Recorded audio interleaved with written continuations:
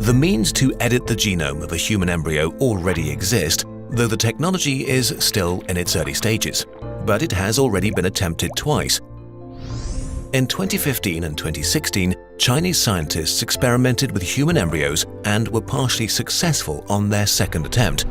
They showed the enormous challenges we still face in gene editing embryos, but also that scientists are working on solving them.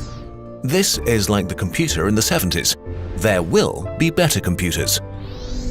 Regardless of your personal take on genetic engineering, it will affect you.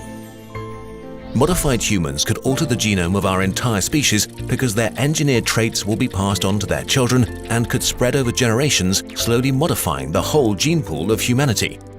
It will start slowly. The first designer babies will not be overly designed. It's most likely that they will be created to eliminate a deadly genetic disease running in a family. As the technology progresses and gets more refined, more and more people may argue that not using genetic modification is unethical because it condemns children to preventable suffering and death and denies them the cure. But as soon as the first engineered kid is born, a door is opened that can't be closed anymore.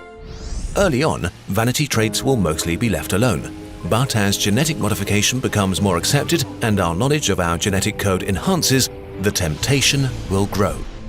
If you make your offspring immune to Alzheimer, why not also give them an enhanced metabolism? Why not throw in perfect eyesight? How about height or muscular structure? Full hair? How about giving your child the gift of extraordinary intelligence? Huge changes are made as a result of the personal decisions of millions of individuals that accumulate. This is a slippery slope.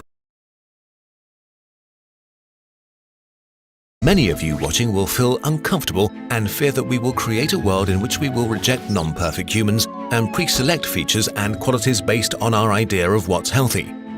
The thing is, we are already living in this world. Tests for dozens of genetic diseases or complications have become standard for pregnant women in much of the world. Often the mere suspicion of a genetic defect can lead to the end of a pregnancy. Take Down syndrome, for example, one of the most common genetic defects. In Europe, about 92% of all pregnancies where it's detected are terminated. The decision to terminate a pregnancy is incredibly personal, but it's important to acknowledge the reality that we are pre-selecting humans based on medical conditions.